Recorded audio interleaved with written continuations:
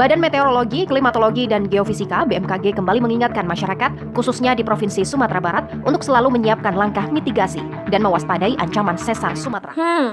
Sebenarnya apa sih sesar Sumatera itu? Sesar Sumatera adalah sesar geser besar yang membentang sepanjang Pulau Sumatera di Indonesia. Sesar ini merupakan bagian dari pertemuan antara lempeng Indo-Australia dan lempeng Eurasia, di mana lempeng Indo-Australia bergerak ke arah utara dan menyebabkan pergeseran horizontal di sepanjang sesar tersebut. Sesar ini memiliki beberapa segmen yang masing-masing memiliki potensi untuk memicu gempa bumi yang signifikan. Hingga sekarang, BMKG, Badan Meteorologi, Klimatologi, dan Geofisika secara rutin memantau aktivitas seismik di sepanjang sesar Sumatera. Prediksi secara spesifik untuk tahun 2024 biasanya mencakup peningkatan kewaspadaan terhadap segmen-segmen aktif dari sesar tersebut. Segmen aktif yang mengelilingi Pulau Sumatera yaitu segmen Aceh, segmen Semeru, segmen Tripa, segmen Siano, segmen Sumani, segmen Mana, dan segmen Musi, sebagaimana yang terlihat pada peta di samping. Dikutip dari Kompas.com, Kepala Pusat Gempa Bumi dan Tsunami BMKG, Daryono menegaskan, sesar Sumatera tidak memicu tsunami. Ia mengatakan sesar Sumatera memang berpotensi memicu gempa besar, tetapi peringatan tsunami yang beredar tidak benar. Sesar yang membentang sepanjang Pulau Sumatera memiliki aktivitas sesar yang dapat menimbulkan dampak signifikan, baik tinggi maupun rendah. Berikut daerah-daerah yang terkena dampak di sepanjang jalurnya. Daerah yang berdampak tinggi yaitu Aceh, Sumatera Barat, Sumatera Utara, Bengkulu, dan Lampung. Daerah-daerah harus sangat mewaspadai sesar Sumatera karena kerusakan bangunan yang tidak tahan gempa sangat rentan terhadap kerusakan berat. Tingkat korban jiwa bisa tinggi jika gempa terjadi di daerah padat penduduk tanpa infrastruktur yang memadai. Gangguan infrastruktur seperti jalan, jembatan, dan fasilitas umum lainnya dapat rusak parah, menghambat bantuan dan evakuasi. Daerah yang berdampak rendah yaitu Riau, Jambi, dan Sumatera Selatan. Daerah-daerah ini hanya merasakan getaran ringan yang tidak menimbulkan kerusakan signifikan, kerusakan minor di sebagian bangunan. Meskipun risiko lebih rendah, tetapi perlu waspada dan siap menghadapi gempa. Agar dapat mewaspadai bencana alam, kita harus mengetahui tanda-tanda sebelum terjadinya bencana alam.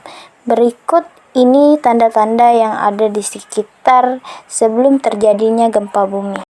Yang pertama, kita dapat melihat perilaku hewan di sekitar kita karena sebelum terjadinya gempa bumi, hewan-hewan tersebut akan merasakan panik ataupun gelisah.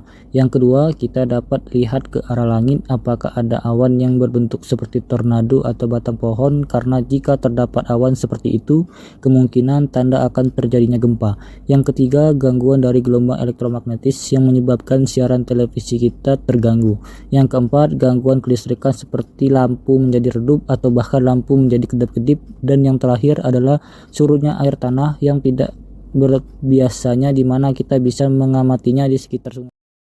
Untuk menelisir terjadinya korban jiwa yang begitu banyak, maka kita harus mempersiapkan diri dengan mengetahui hal-hal apa saja yang harus kita lakukan sebelumnya, sesaat, dan setelah terjadinya gempa bumi.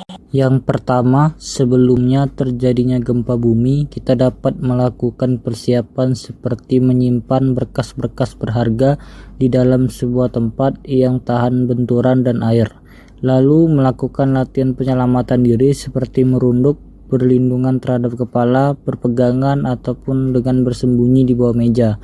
Menyiapkan alat pemadam kebakaran, alat keselamatan standar, dan persediaan obat-obatan. Membangun konstruksi rumah dengan pondasi yang kuat. Yang kedua, saat terjadinya gempa bumi, kita harus bisa mengikuti arahan evakuasi yang baik. Hindari penggunaan lift dan eskalator, menggunakan tangga darurat. Jangan berdiri dekat tiang, pohon, atau sumber listrik gedung yang mungkin roboh. Kenali bagian bangunan yang memiliki struktur kuat seperti pada tsunami. Dan yang terakhir, setelah terjadinya gempa bumi, kita harus memperhatikan hal-hal seperti bangunan yang terdampak aman untuk diakses atau dihuni.